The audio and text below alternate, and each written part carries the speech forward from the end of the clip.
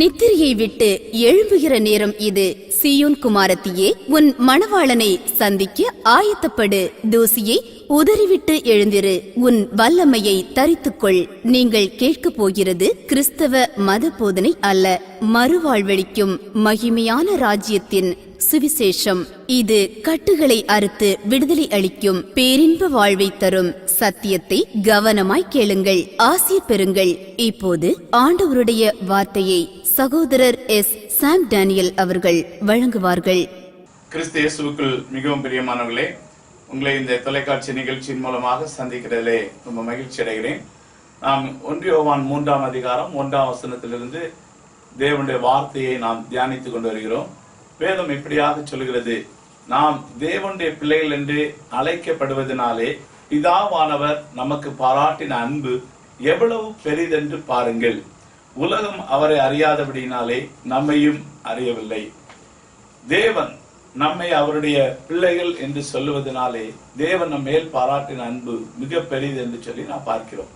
நாம் கடந்த சில வாரங்களாக வானத்தில் பூமியை படைத்த இந்த தேவன் நம்முடைய தகப்பன் என்று சொல்லி நாம் பார்த்து கொண்டே வருகிறோம்.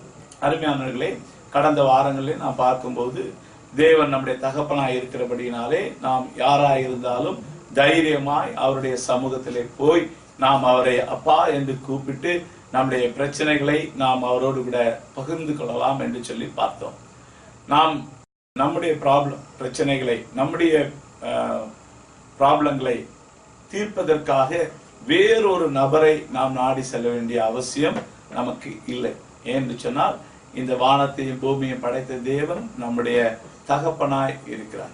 பாருங்கள், தேவனை தகப்பன் என்று சொல்லுவது யூதர்களுக்கு அது ஒரு தேவ தூஷணம் என்று சொல்லி நாம் பார்த்தோம். யோவான் எழுதின சுவிசேஷம் 5ஆம் அதிகாரத்துல 17-18 வசனங்களை நான் வாசித்து பார்ப்போம் என்று சொன்னால், அங்கே சொல்லப்பட்டிருக்கிற காரியங்களை பார்க்கும்போது இயேசு கிறிஸ்து பிதாவை தேவனை பிதா என்று சொன்னபோது அவர் சொன்னார்கள், இவன் ஓய்வு நாளில் வேலை செய்தவன் அல்லாமல் தேவனை தன்னுடைய பிதா என்று சொல்லி தேவ தூஷணம் சொன்னான் என்று சொல்லி அவரை கொலை செய்வதற்கு வகை தேடினாள் என்று சொல்லி பாருங்க. ஏன் என்று சொன்னால், எந்த ஒரு மனிதன் இனி ஒரு மனிதனை பார்த்து இவர் என்னுடைய தகப்பன் என்று சொன்னாலோ, இனி ஒரு நபரை பார்த்து தகப்பன் என்று சொன்னாலோ, அந்த நபருக்கு இந்த நபர் சமமானவராக மாறிவிடுகிறார்.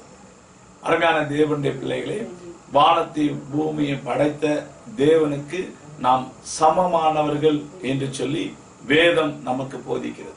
இதை கேட்கிற அநேக மத போதகர்களுக்கும் அநேக மத ஸ்தாபகர்களுக்கும் இது மிகவும் ஒரு நெருடலான விஷயம். அவர்களால் இதை ஏற்றுக்கொள்ளவே முடியாது. ஆனால் சத்தியம் என்னவென்று சொன்னால், இந்த வானத்தையும் பூமியை படைத்த தேவன் நம்மை அவருடைய பிள்ளைகள் என்று சொல்லிதான் அழைக்கிறார். தம்மை அவர் நமக்கு பிதாவாக தான் வெளிப்படுத்தி இருக்கிறார். அருமையான தேவனுடைய பிள்ளைகளே, இன்னைக்கு உலகத்துல ஒவ்வொருத்தருக்கும், இன்னும் சொல்ல போனா வேதம் நமக்கு சொல்லுகிறத பார்த்தா வேதம் நம்மை தேவர்கள் என்று சொல்லுகிறது. ஏனென்று சொன்னால், சிங்கத்துக்கு ஒரு குட்டி இருந்தா நம்ம என்ன சொல்லுவோம்? சிங்கக்குட்டி அப்படின்னு சொல்லுவோம். பூனை ஒரு குட்டி போட்டா நம்ம சொல்லுவோம் பூனைக்குட்டி என்று சொல்லுவோம். அதே போல ஒரு ஆடு ஒரு ஆட்டுக்குட்டி சொல்லுவோம். அதே போலதான் தேவனுடைய பிள்ளைகள், தேவனுடைய குட்டிகள் என்று சொன்னால் நம் குட்டி தேவர்கள் என்றுதான் வேதம் நமக்கு சொல்லுது. இவைகளை குறித்து நாம் தொடர்ந்து இந்த நாட்களிலே இதை தியானிக்கலாம். பாருங்கள், இயேசு கிறிஸ்து பிதாவாகி தேவன் நம்முடைய தகப்பன் என்று சொல்லும் போது அவர் இன்னும் ஒரு படி அதிகமாக போய் என்ன சொல்லுகிறார் என்று சொன்னால், மத்தேயு எழுதின சுவிசேஷம் 23ஆம் அதிகாரம் 9ஆம் வசனத்திலே இப்படியாக சொல்கிறார், and call no man your father on earth, for you have one father who is in heaven. பூமியிலே ஒருவனே உங்கள் பிதா என்று சொல்லாதிருங்கள், பரலோகத்திருக்கிற ஒருவரே உங்களுக்கு பிதாவாய் இருக்கிறார். பாருங்க எப்படி ஆண்டவர் சொல்லுகிறார். நீங்க ஆண்டவர பிதா, இன்னும் ஒரு பிதா அடிஷனலா ஒரு ஃபாதர் என்று சொல்லி வச்சுக்கிறது அல்ல. இங்க இயேசு சொல்லும்போது சொல்லுகிறார், பூமியில ஒருவனையும் உங்க பிதா என்று சொல்லாதிருங்கள், பரலோகத்தில் இருக்கிற ஒருவரே உங்களுக்கு பிதாவாக இருக்கிறார் என்று சொல்லி பார்க்கிறார். பாருங்க, மனிதன் என்பவன் 3 கூட்டு பொருளை சேர்ந்தவன். மனிதனுக்கு ஆவி இருக்கிறது, மனிதனுக்கு ஒரு ஆத்துமா இருக்கிறது, அவன் இந்த சரீரத்திலே நாம் வாசம் பண்ணி கொண்டு இருக்கிறோம். இன்னும் சொல்ல போனால் நம்மை குறித்து இப்படியாக ஒரு விளக்கத்தை சொல்லலாம். என்னவென்றால், நான் ஒரு ஆவி மனிதன், எனக்கு ஒரு ஆத்துமா இருக்கிறது, நான் இந்த சரீரத்திலே வாசம் பண்ணுகிறேன். சோ மனிதன் என்று சொல்லுகிற நாம் இப்ப வெளியிலே காண்கிற இந்த மனிதன் 3 கூட்டு பொருள்களால் ஆனவன். ஆவி, ஆத்துமா, சரீரம் என்று சொல்லுகிறேன். பாருங்கள், இப்பொழுது நான் உங்களோடு கூட பேசிக் கொண்டிருக்கிறேன். அவர்கள் சொல்வார்கள், மற்றவர்கள் சொல்லலாம், சாம் டேனியல் இப்பொழுது செய்தி கொடுத்து கொண்டே இருக்கிறார் என்று சொல்லி. திடீரென்று எனக்கு ஏதோ ஒரு பிரச்சனை ஆகி நான் திடீரென்று இந்த சரீரத்தை விட்டு என் ஆவி போய்விடும் என்று சொன்னால் அவர் என்ன சொல்லுவாங்க? ஐயோ, அவர் போயிட்டார் அப்படிதான் சொல்லுவாங்க. அவங்க சொல்ல மாட்டாங்க. அவர் பாருங்க, அவர் சொல்லுவாங்க, அவர் பேசிட்டே இருந்தாருங்க, திடீர்னு அப்படியே சாஞ்சி அவர் போயிட்டார். என்ன, என் சரீரம் இங்க தானே இருக்குது, நீங்க சொல்லாமே அவர் இங்க பாருங்க சாய்ந்து இருக்கிறார் சொல்ல மாட்டாங்க. அவர் போய் ரொம்ப நேரம் ஆயிடுச்சு அப்படின்னு சொல்லுவாங்க. யார் போறது நம்ம இந்த சரீரத்தை விட்டுன்னு சொன்னால் நம்முடைய ஆவி மனிதனை தான் அது குறிக்கிறது. இந்த ஆவி மனிதன் இந்த சரீரத்திலே வாசம் பண்ணுகிற வரைக்கும் தான் இந்த சரீரத்தை பார்த்து அவர் வருகிறார் போகிறார் என்றெல்லாம் பேசுவாங்க. ஆனா அந்த ஆவி மனிதன் சரீரத்தை விட்டு வெளியேறிவிட்டால் உடனே இந்த சரீரத்தை என்ன சொல்வார்கள் சொன்னால் பிணம் என்று சொல்வார்கள். இன்னொரு நபருடைய அவருடைய பெயரை சொல்லி அவருடைய பிணம் என்று சொல்வார்கள். அப்போ எப்படி இது என்னுடைய ஷர்ட், சாம் டேனியலுடைய ஷர்ட் என்று சொல்லுகிறார்களோ, சாம் டேனியலுடைய பேண்ட், வாட்ச் என்று சொல்லுகிறார்களோ, அதே போலதான் என்ன சொல்வார்கள், இந்த சரீரம் சாம் டேனியலுடைய சரீரம் என்று சொல்வார். எப்போ இந்த ஆவி இந்த சரீரத்தை விட்டு வெளியேறி விடுகிறதோ அந்த நேரம் முதல் இது ஒரு மரியாதைக்குரிய ஒரு பொருளாக இது காணப்படவே செய்யாது. அருமையான தேவனுடைய பிள்ளைகளே, அப்படி என்று சொன்னால் நன்றாக உணர்ந்து கொள்ள வேண்டும். நீங்கள் காண்கிற இந்த உலகத்தோடு கூட உங்களுடைய வாழ்க்கையோ என்னுடைய வாழ்க்கையோ முடிந்து போகிறதல்ல. இன்றைக்கு பிசாசானவன் மனிதர்களுடைய வாழ்க்கையிலே என்ன அவர்களை சொல்லி ஏமாற்றி கொண்டிருக்கிறான் என்று சொன்னால், உனக்கு ஒரு ஆவி கிடையாது, உனக்கு ஆத்துமா எல்லாம் கிடையாது, உனக்கு நீ இப்ப இருக்கிற உன்னுடைய வாழ்க்கை இந்த கல்லறையோட முடிந்து போய்விடும் என்று சொல்லிக் கொண்டிருக்கிறார்கள். அருமையான தேவனுடைய பிள்ளைகளே, ஒன்றை நன்றாக புரிந்து கொள்ளுங்கள். இந்த கல்லறைக்கு போகிறது நம்முடைய சரீரம்தான் கல்லறைக்கு போகுதே தவிர, வேதம் சொல்லுகிறது நமக்கு தேவன் கொடுத்த ஆவி தேவனிடத்திலே போகிறது என்று சொல்லி பிரசங்கியின் புஸ்தகத்திலே நாம் வாசிக்க முடியும். பிரசங்கி என்ன சொல்கிறார் என்று சொன்னால், இந்த சரீரமானது மண்ணுக்கு போகிறது, அந்த ஆவி தன்னை தந்த தேவனிடத்துக்கு போகிறது என்று சொல்லி அவர் சொல்லுகிறதை பார்க்கலாம். பிரசங்கியின் புஸ்தகம் 12ஆம் அதிகாரத்துல 7ஆம் வசனத்துல சொல்லுகிறார், இவ்விதமாய் மண்ணானது தான் முன்னிருந்த பூமிக்கு திரும்பி ஆவி தன்னை தந்த தேவனிடத்தில் மறுபடியும் போகாதற்கு முன்பும் அவரை உன் வாலிப பிரயாணத்திலே நினை. பாருங்கள், அருமையான சகோதரனே, அருமையான சகோதரியே, நம்மளுடைய சிந்தைகளை முழுவதும் இந்த நாட்களிலே பூமிக்கு அடுத்த காரியங்களிலேயே திருப்பி விட்டிருக்கப்படப்பட்டிருக்கதை பார்க்கிறோம். எப்படி நான் இந்த உலகத்திலே வாழ்வது, எப்படி எனக்காக ஒரு பேர் பிரஸ்தாபத்தை நான் உண்டு பண்ணுவது, எப்படி என்னையும் என் குடும்பத்தை நான் காப்பாற்றிக் கொள்வது சொல்லி உலகத்திலே பொருட்களை சம்பாதிப்பதற்காகவும் பணங்களை சம்பாதிப்பதற்காகவும் பேர் பிரஸ்தாபங்களை சம்பாதிப்பதற்காகவும் மனிதனுடைய எண்ணங்கள் திருப்பி விடப்பட்டிருக்கிறதை தவிர, தான் ஒரு ஆவி மனிதன் என்பதையும், நான் இந்த உலகத்திலே ஏதோ கொஞ்ச நாட்கள் டெம்பரரியாக நான் வாழ்ந்து கொண்டிருக்கிறேன் என்றும், ஒரு நாள் இந்த கூடாரத்தை விட்டு நான் போக வேண்டும் என்பதை குறித்து நாம் அறிவற்றவர்களாக வாழ்ந்து கொண்டிருக்கிறோம். அருமையானவர்களே, அநேகருடைய வாழ்க்கையில இதை குறித்தான ஒரு சிந்தனையே நம்முடைய வாழ்க்கையிலே இல்லாத வண்ணமாக நாம் வாழ்ந்து கொண்டிருக்கிறதை பார்க்கிறோம். அப்போஸ்தலனாகிய பவுல் சொல்லும் போது, நாம் இந்த கூடாரத்திலே இருந்து கொஞ்ச நாள் என்ன செய்யறோம், பாரம் சுமந்து தவிக்கிறோம் என்று சொல்லி அவர் சொல்லுகிறதை பார்க்கிறோம். இது ஒரு கூடாரம். மனுஷர்கள் இந்த உலகத்திலே டெம்பரரியாக வாழும்படியான ஒரு கூடாரமாக இது காணப்படுகிறது. நாள் ஒன்று வரும்போது நாம் இதை விட்டுவிட்டு நாம் நம்முடைய பரம தேசத்துக்கு, நம்மை உண்டாக்கின தேவனிடத்துக்கு நாம் போக வேண்டும் என்பதை நாம் நன்றாக உணர்ந்து கொள்ள வேண்டும். அருமையானவர்களே, வேதம் சொல்லுகிறது பாருங்கள், 2 கொரிந்தியர் 5ஆம் அதிகாரத்துல 1ஆம் வசனம் இப்படியாய் சொல்கிறது, பூமிக்குரிய கூடாரமாகிய நம்முடைய வீடு அழிந்து போனாலும் தேவனால் கட்டப்பட்ட கைவேலை இல்லாத நித்திய வீடு பரலோகத்திலே நமக்கு உண்டென்று அறிந்திருக்கிறோம். 2வது வசனம் சொல்லுகிறது, ஏனெனில் இந்த கூடாரத்தில் நாம் தவித்து நம்முடைய பரம வாசலை தரித்துக் கொள்ள மிகவும் வாஞ்சையுள்ளவர்களாய் இருக்கிறோம். தரித்து கொண்டவர்களானால் நிர்வாணிகளாக காணப்பட மாட்டோம். இந்த கூடாரத்தில் இருக்கிற நாம் பாரம் சுமந்து தவிக்கிறோம். இந்த போர்வையை களைந்து போட வேண்டும் என்று விரும்பாமல் மரணமானது ஜீவனாலே விழுங்கப்படுவதற்காக போர்வையை தரித்தவர்களாய் இருக்க வேண்டும் என்று விரும்புகிறோம். பாருங்க அருமையான தேவனுடைய பிள்ளைகளே, இந்த 7ஆம் வசனத்தில் இப்படியே சொல்லுகிறார், இந்த தேகத்தில் குடியிருக்கையில் கர்த்தரிடத்தில் இராதவர்களாய் இருக்கிறோம் என்று அறிந்தும் எப்பொழுதும் தைரியமாய் இருக்கிறோம். அருமையான தேவனுடைய பிள்ளைகளே, நன்றாய் புரிந்து கொள்ளுங்கள். எப்படி நமக்கு ஒரு வீடு இருக்கிறதோ, இந்த உலகத்துல கைகளாலோட வீடு இருக்கு, அதே போல நம்ம ஆவி வாசம் பண்ணுவதற்கான ஒரு கூடாரம் தான் இந்த மண்ணான உடம்பு என்பதை நாம் நன்றாக அறிந்து கொள்ள வேண்டும். இந்த மண்ணான சரீரத்துக்கு இந்த உலகத்துல நமக்கு தகப்பன்மார்கள் இருக்கிறார்கள்.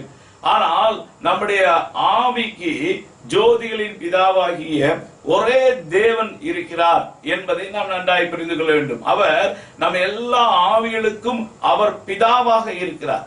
அவரிடத்தில்தான் இந்த ஆவி புறப்பட்டது என்று சொல்லி நாம் பார்க்கிறோம். நீங்கள் முதலாவது ஆதியாகமம் 1ஆம் அதிகாரத்திலே நாம் போவோம் என்று சொன்னால், தேவன் மனுஷனை தம்முடைய சாயலாகவும் தன்னுடைய ரூபத்தின்படியும் அவர் சிருஷ்டித்தார், அவர்களை ஆணும் பெண்ணுமாக சிருஷ்டித்தார் என்று சொல்லி பார்க்கிறோம். அப்படி தேவன் மனிதனை படைத்த போது அவனை ஆவி மனிதனாக தான் முதலிலே சிருஷ்டித்தார். அவனை ஆணும் பெண்ணுமாக சிருஷ்டித்தார் என்று சொல்லி பார்க்கிறோம். பாருங்க, இந்த சரீரத்துல ஒரு ஆணும் பெண்ணும் சேர்ந்திருக்க முடியாது. நீங்கள் ஆதியாகமம் 1ஆம் அதிகாரத்துல நீங்க 27ஆம் வசனத்தை நீங்கள் வாசித்து பார்ப்பீங்க என்று சொன்னால் அங்கே அப்படித்தான் எழுதப்பட்டிருக்கிறது. அங்கு தேவன் மனுஷனை ஆணும் பெண்ணுமாக சிருஷ்டித்தார் என்று சொல்லிதான் அங்கே நாம் வாசிக்க முடியும். பாருங்கள், ஆதியாகமம் 1ஆம் அதிகாரத்துல 27ஆம் வசனம், தேவன் தம்முடைய சாயலாக மனுஷனை சிருஷ்டித்தார், அவனை தேவ சாயலாகவே அவனை சிருஷ்டித்தார், அவனை ஆணு பெண்ணுமாக அவனை சிருஷ்டித்தார் என்று சொல்லி நாம் அங்கே பார்க்கிறோம். அருமையான தேவனுடைய பிள்ளைகளே, அப்போ தேவன் அவருடைய சாயலிலே தான் நம்மை சிருஷ்டித்தார், அவளை ஆணும் பெண்ணுமாக சிருஷ்டித்தார் என்று சொல்லி பார்க்கிறோம். அப்போ ஆணும் பெண்ணுமாக இந்த சரீரத்துல ஆண்டவர் நினைச்ச முடியாது, படைக்க முடியாது. ஒரு மனுஷன் சரீரத்துல பாதி ஆண் பாதி பெண்ணாக இருக்க முடியாது. அவன் என்ன செய்யறான், அங்கே ஆவியிலே தேவன் அவனை சிருஷ்டித்த போது அப்படிதான் சிருஷ்டித்தார். அவனுக்கு சரீரத்தை அவர் மண்ணிலிருந்து எடுத்தார் என்று சொல்லி நாம் திருப்பி ஆதியாகமம் 2ஆம் அதிகாரத்துல நாம் பார்க்க முடியும். தேவனாகிய கர்த்தர் மனுஷனை பூமியின் மண்ணினாலே உருவாக்கி ஜீவ சுவாசத்தை அவன் நாசியிலே ஊதினார், மனுஷன் ஜீவாத்மா வானான் என்று சொல்லி இங்கே நம்ம ஆதியாகமம் 2:7 நம்ம பார்க்கிறோம். அப்போ அந்த 1:27 சிருஷ்டித்தார், ஆங்கிலத்தில் அது கிரியேட்டட் என்று சொல்லப்படுது, கிரியேட் பண்ணார் என்று சொல்ல வார்த்தை அங்கே பயன்படுத்தப்படுகிறது. இங்கே உருவாக்கி என்று சொல்லப்படுகிறது, இங்கே he made என்று சொல்லப்படுகிறது. பாருங்க, இந்த 2 வார்த்தைகளுக்கு வித்தியாசம் இருக்குது. சிருஷ்டிப்பு, அவர் ஆவியிலே அவர் பண்ணின காரியங்கள் எல்லாமே சிருஷ்டித்தார் என்று சொல்லி வேதம் நமக்கு சொல்லுகிறதை பார்க்கிறோம். அவனை பிசிக்கல் வேல்டுக்கு, இந்த உலகத்துல அவன் வாழ்வதற்காக தான் இந்த மண்ணுக்குரிய இந்த சரீரம் நமக்கு கொடுக்கப்பட்டிருக்கிறது. பாருங்க, இந்த மண்ணுக்குரிய இந்த சரீரம், இந்த மண்ணுக்குரிய காரியங்களை எல்லாம் நாம் அறிந்து கொள்ளும்படியாக தேவன் நமக்கு ஐம்புலன்களை நமக்கு கொடுத்திருக்கிறார். கண்ணை கொடுத்திருக்கிறார், காது, மூக்கு, வாய், நமக்கு தொடு உணர்ச்சி, இவைகள் எல்லாம் தேவன் நமக்கு என்ன செய்தார், கொடுத்திருக்கிறார். கொடுத்து நாம் என்ன செய்ய முடியும், இந்த உலகத்தினுடைய காரியங்களை உணர்ந்து அதன்படி நடப்பதற்காக இந்த ஐம்புலன்கள் நமக்கு பயன்படுகிறது. ஆனால் ஆவி மனிதனுக்கு தேவன் வைத்திருக்கிற காரியம் என்னவென்று சொன்னால், தேவனுடைய வார்த்தையை தேவன் வைத்திருக்கிறார்.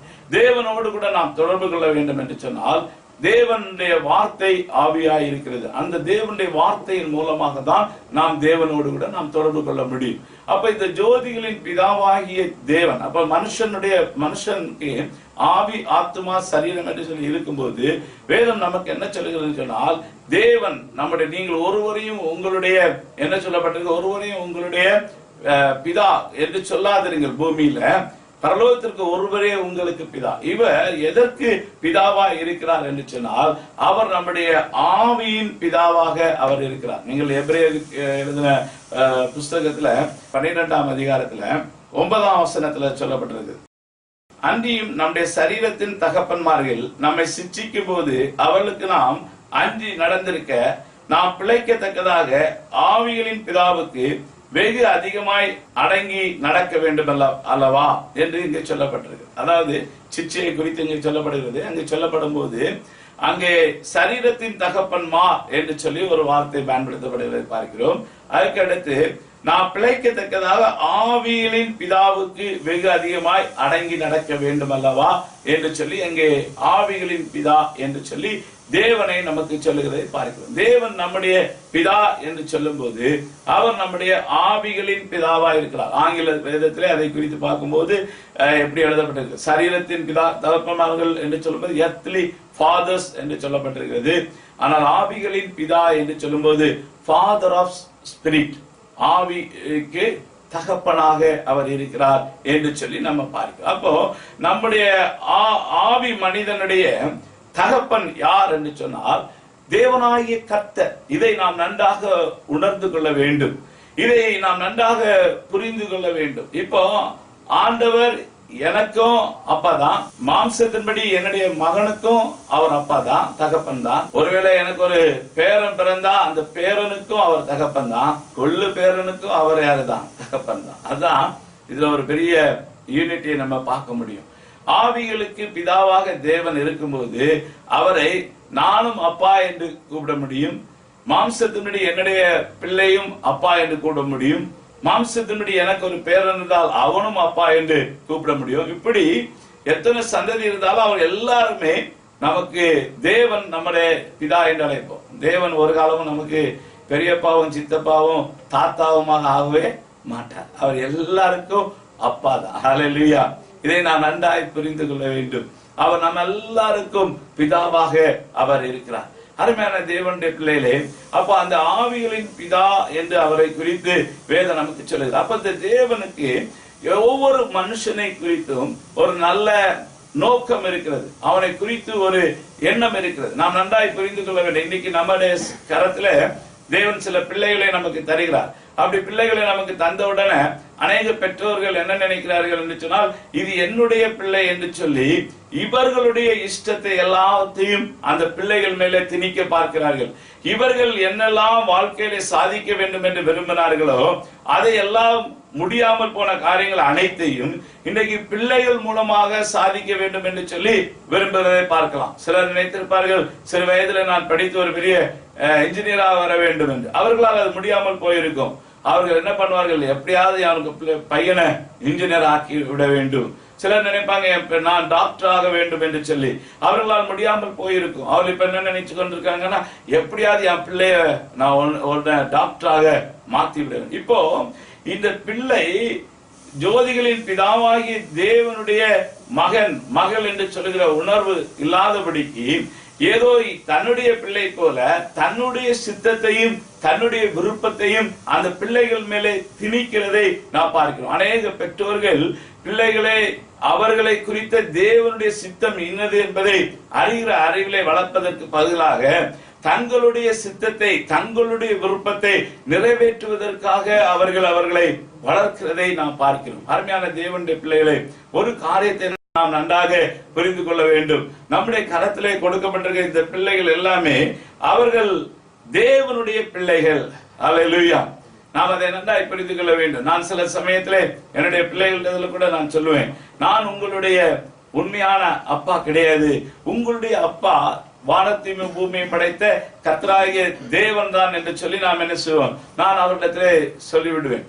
நீங்கள் என்ன செய்ய வேண்டும் என்று சொன்னால் அவருக்கு தான் முக்கியத்துவம் கொடுங்க, நாங்கள் உங்களுடைய வளர்ப்பு தகப்பன் தான் என்று சொல்லுவேன். அருமையான தேவனுடைய பிள்ளைகளே, இதை நாம் நன்றாய் புரிந்து கொள்ள வேண்டும். நம்முடைய பிள்ளைகள் அனைவரும், நாம் அனைவரும் தேவனுடைய பிள்ளைகள். நம்ம ஒவ்வொருவரை குறித்தும் தேவனுக்கு ஒரு சித்தம் உண்டு. அந்த சித்தத்தை நிறைவேற்றுவதற்காக தான் நாம் என்ன செய்ய வேண்டும்? நம்முடைய கரத்திலே கொடுக்கப்பட்டிருக்க பிள்ளைகளை கூட நாம் வளர்க்க வேண்டும். ஆதியாகமத்திலே 18ஆம் அதிகாரத்திலே ஆண்டவர் ஆபிரகாமை குறித்து சொல்லும் போது ஒரு காரியத்தை அங்கே சொல்லுகிறதை நாம் வாசிக்க முடியும். ஆதியாகமம் 18ஆம் அதிகாரத்துல 19ஆம் வசனத்தில் ஆண்டவர் சொல்லுகிறார், கர்த்தர் ஆபிரகாமுக்கு சொன்னதை நிறைவேற்றும்படியாய் அவன் தன் பிள்ளைகளுக்கும் தனக்கு பின்வரும் தன் வீட்டாருக்கும் நீங்கள் நீதியையும் நியாயத்தையும் செய்து கர்த்தருடைய வழியை காத்து நடவுங்கள் என்று கட்டளையிடுவான் என்பதை அறிந்திருக்கிறேன் என்றார். பாருங்க, ஆபிரகாமை குறித்து தேவனுக்கு ஒரு பெரிய அறிவு என்னவென்று சொன்னால், நான் ஆபிரகாமை அறிந்திருக்கிறேன், அவனுக்கு நான் சில வாக்குத்தத்தங்களை கொடுத்திருக்கிறேன். இந்த வாக்குத்தத்தங்கள் எல்லாம் அவனுடைய வாழ்க்கையில, அவனுடைய பின் சந்ததியாருடைய வாழ்க்கையிலே நிறைவேறும்படியாக அவன் என்னை குறித்து என்ன செய்வான்? தன் வீட்டாருக்கும், ஆபிரகாம் சொன்னதை நிறைவேற்றும்படியாய் தன் பிள்ளைகளுக்கும் தனக்கு பின்வரும் தன் வீட்டாருக்கும் நீங்கள் நீதியையும் நியாயத்தையும் செய்து கர்த்தருடைய வழியை காத்து நடவுங்கள் என்று கட்டளையிடுவான். இன்னைக்கு பாருங்க, அநேகர் தங்களுடைய நோக்கங்களை பிள்ளைகளுடைய வாழ்க்கையை நிறைவேற்றுவதற்காக பல காரியங்களை, நீ அதை படித்தாயா, இதை படித்தாயா, அதை செய்தாயா, இதை செய்தாயா என்று விரட்டி விரட்டி கேட்கிறார்கள். ஆனால் தேவனுடைய நீதியும் நியாயங்களையும் அநேகர் கற்றுக் கொடுக்க தவறுகிறதை நாம் பார்க்கிறோம். அருமையான தேவனுடைய பிள்ளைகளே, நம்முடைய வாழ்க்கையிலே தேவனுக்கு பிரியமாக முதலாவது பெற்றோர்கள் நடக்க வேண்டும். பெற்றோர்கள் தேவனுடைய சித்தத்தை செய்கிறவர்களாய் இருப்பார்கள் என்று சொன்னால், அதற்கு அடுத்து நம்முடைய கரத்திலே கொடுக்கப்பட்டிருக்கிற கடமைகளை மிகவும் முக்கியமானது என்னவென்று சொன்னால், நமக்கு பின்னாடி நம்முடைய பிள்ளைகளுக்கு கர்த்தருடைய வழிகளையும் நியாயங்களையும் நாம் போதிப்பதற்கு தான். இன்னைக்கு எத்தனை பேர் பிள்ளைகள் கெமிஸ்ட்ரி படித்தா, பிசிக்ஸ் படித்தால் என்று கேட்கிறாங்க.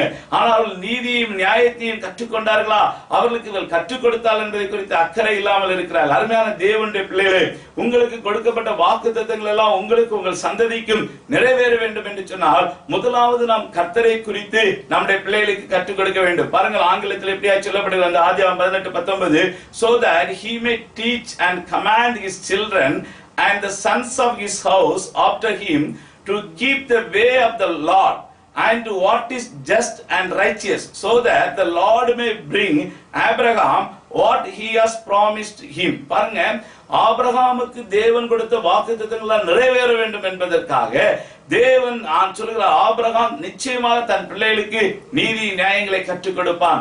தேவனுடைய ராஜ்யத்தின் திட்டம் நிறைவேறுவதற்காகவும், தேவன் நம்மை குறித்து வைத்திருக்கிற தேவனுடைய பரிபூர்ணமான சித்தம் நிறைவேறுவதற்காகவும் நாம் ஒவ்வொருவரும், பெற்றோர்கள் ஒவ்வொருவருமே நம்முடைய பிள்ளைகளுக்கு தேவனுடைய வழிகளையும் நியாயங்களையும் கற்றுக் கொடுக்க வேண்டும். இந்த பிள்ளைகள் நம்முடைய கரத்திலே கொடுக்கப்பட்டிருக்கிற இந்த பிள்ளைகள் அவர்கள் நம்முடைய பிள்ளைகள் அல்ல. நாம் மாம்சத்தின்படிதான் அவர்களுக்கு பெற்றோர்களாக இருக்கிறோம். ஆனால் ஜோதிகளின் பிதா அவர்களுக்கு இருக்கிறார் என்பதை நாம் உணர்ந்து கொள்ள வேண்டும். அதை நாம் அவர்களுக்கு அறிவுறுத்த வேண்டும். பாருங்கள், சாமுவேல் சில பிள்ளையாண்டனா இருக்கும்போது தேவன் இந்த சின்ன சாமுவேலிடத்திலே பேசுகிறார். அப்பொழுது ஏலி அவருக்கு சொல்லிக் கொடுக்கிறார்ல, ஏலி சொல்லுகிறார், நீ அதை கற்றுக் கொடுக்கிறார், சொல்லும் அடியேன் கேட்கிறேன் என்று சொல்லு. பாருங்க, சிறு வயதிலேயே அந்த சாமுவேல் தீர்க்கதரிசிக்கு, சாமுவேல் சின்ன பிள்ளையாண்டானா இருக்கும் போது அவனுக்கு தேவனிடத்திலிருந்து பேசுவதற்காக அவனுக்கு கற்றுக் கொடுக்கிறதை நாம் பார்க்கிறோம். அவரோடு எப்படி பேச வேண்டும், எப்படி பழக வேண்டும். தேவனுக்கு சிறியவன் பெரியவன் என்று ஒரு வயது வரம் வித்தியாசம் எல்லாம் கிடையாது. தேவன் சின்ன சாமுவேலிடத்திலே பேசினார்.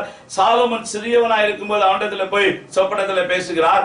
தேவனுக்கு எல்லாருமே ஒன்றுதான். அவருக்கு முன்பாக ஏஜ் டிஃபரன்ஸ் எல்லாம் கிடையாது. அவருக்கு எல்லாருமே ஒன்றே மாதிரிதான். ஆகையினாலே நாம் சிறு பிள்ளைகளாய் இருக்கும் போது அவர்களுக்கு தேவனை குறித்து கற்றுக் கொடுத்து வளர வளர அவர்கள் தேவனோடு கூட ஐக்கியம் வைத்து தேவனுடைய வழிகளை அறிந்து கொள்வதற்காக போதிக்கிறவர்களாய் இருப்போம் என்று சொன்னால், தேவன் நம்மை குறித்து, நம் குடும்பத்தை குறித்து சொன்ன எல்லா தீர்க்க தரிசனங்களும் எல்லா வாக்குத்தத்தங்களும் நம்முடைய வாழ்க்கையிலே நிறைவேறும். அருமையான தேவனுடைய பிள்ளைகளே, இந்த உணர்வோடு கூட நம்மையும் நம்முடைய குடும்பத்தையும் ஆண்டவருடைய சமூகத்திலே நாம் கொடுத்து நாம் என்ன செய்வோம் என்று சொன்னால், நாம் வாழ ஆரம்பிப்போம். அப்படி வாழும் போது நம்முடைய வாழ்க்கையிலே நிச்சயமாக நாம் அனைவரும் தேவனுடைய பரிபூர்ணமான சித்தத்தை இந்த உலகத்திலே நாம் செய்ய முடியும்.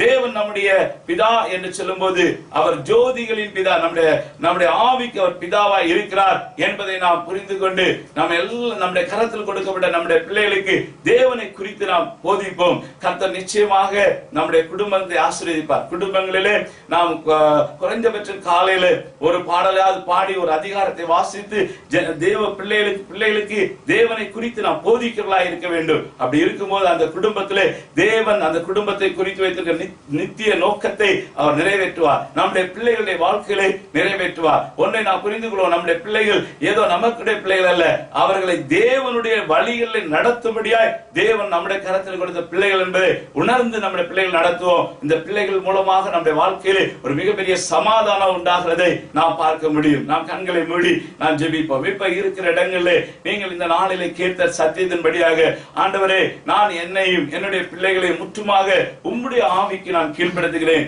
நீதான் எங்களுடைய தகப்பன். நான் உம்முடைய நீதி நியாயங்களே நான் நடப்பேன். நான் நடக்கிறது மட்டுமல்ல, என்னுடைய பிள்ளைகளே அது இவர்கள் என்னுடைய பிள்ளைகள் அல்ல, இது கர்த்தரால் வந்த சுதந்திரம். பிள்ளைகள் கர்த்தரால் வந்த சுதந்திரம். அவைகளை நான் உம்முடைய கரத்திலே தருகிறேன். என் பிள்ளைகளை குறித்த உம்முடைய சித்தம் நிறைவேறுவதற்காக நான் அவர்களை நடத்துவேன். என்னுடைய சித்தத்தை அவர்கள் மேல் திணிக்க மாட்டேன் என்று சொல்லி ஒப்புக் கொடுத்து ஜெபியுங்கள். இந்த நாளிலிருந்து உங்க பிள்ளைகளுடைய வாழ்க்கையில ஒரு பெரிய மாறுதல்கள் உண்டாகிறதை நீங்கள் பார்ப்பீர்கள். அவர்களுடைய எதிர்காலங்கள் ஆசீர்வாதமாக இருப்பதை நீங்கள் பார்ப்பீர்கள். தேவனுடைய பரிபூர்ணமான சித்தம் அவருடைய வாழ்க்கையிலே நடக்கும். நல்லா கண்களை மூடி ஜெபிப்போம். கிருபை இறக்கின இந்த அன்பின் பிதாவே, நம்ம நன்றி ஹிருதயத்தோடு துதிக்கிறோம் அப்பா. இப்பொழுது ஆண்டவரே, நாங்கள் கேட்ட வார்த்தையின்படியாக நீர் எங்களுடைய ஆவிகளின் பிதாவாய் இருக்கிறீர். ஆண்டவரே, நாங்கள் எங்கள் கரத்திலே கொடுக்கப்பட்ட பிள்ளைகளை எங்களுடைய பிள்ளைகள் என்று சொல்லி எங்களுடைய இஷ்டத்தை அவர் மேல் திணிக்க மாட்டோம். நாங்கள் உம்முடைய இஷ்டத்திலே நடத்துவோம் என்று சொல்லி யார் யார் இந்த நாளில் தங்களுடைய பிள்ளைகளை உங்களுடைய சமூகத்திலே சமர்ப்பித்திருக்கிறார்கள் ஒவ்வொரு மேலும் தேவனுடைய கிருபை அதிகமாக இறங்க வேண்டும் என்று ஜெபிக்கிறோம். ஆண்டவரே, எந்த ஒரு பிள்ளைகளுடைய சரீரங்களில் இருக்கிற பலவீனங்கள் இயேசுவின் நாமத்தினாலே அவருடைய சரீரங்களை விட்டு விலகட்டும் அப்பா. படிப்பதற்கு ஞானம் இல்லாத பிள்ளைகளுக்கு நல்ல படிப்பறிவு உண்டாகட்டும் ஆண்டவரே. மூளை அறிவில்லாமல் இருக்கிற பிள்ளைகளுக்கு மூளை அறிவு உண்டாகட்டும் அப்பா. பலவீனத்தினாலே ஆண்டவரை பாதிக்கப்பட்ட ஆண்டவரை கை கால்கள் செயலிழந்து போயிருக்கிற பிள்ளைகளுக்கு ஆண்டவர் இந்த நாளில் இருந்து அந்த சரீரத்தில் ஒரு ஆரோக்கியம் உண்டாகட்டும் ஆண்டவரே. பிள்ளைகளை குறித்து இவர்களுக்கு இருக்கிற மன வேதனைகள் நீங்கி போகட்டும் அப்பா. இவர்கள் என்னுடைய பிள்ளைகள் அல்ல, தேவனுடைய பிள்ளைகள். அவர்களை வளர்க்கும்படியாக தேவனின் கரத்திலே கொடுத்திருக்கார் என்பதை புரிந்து கொண்டவர்களாக இந்த நாள் முதல் செய்ய தீர்மானிக்கிற ஒவ்வொரு பிள்ளைகளுடைய வாழ்க்கையிலும் அவர்களுடைய குடும்பத்துக்குள்ளும் தேவ சமாதானம் உண்டாக வேண்டும் என்று ஜெபிக்கிறோம். உன் பிள்ளைகள் கர்த்தரால் போதிக்கப்பட்டிருப்பார்கள், சமாதானம் பெரிதா இருக்கும் என்ற வார்த்தையின்படி பிள்ளைகளை நீ போதித்து நடத்துவீராக. தேவ சமாதானம் உண்டாக வேண்டும் என்று இயேசுவின் நாமத்தினாலே கட்டளையிடுகிறோம். இந்த நாமத்தை மகிமைப்படுத்தும் துதி கனமயம் எல்லாம் உமக்கே செலுத்துகிறோம். இயேசு கிறிஸ்துவிலே நாம் ஜெபிக்கிறோம் பிதாவே, ஆமென். அருமையான இந்த செய்திகள் உங்களுக்கு ஆசீர்வாதமா இருந்திருக்கும். நீங்கள் எங்களோடு கூட தொடர்பு கொள்ளுங்கள்.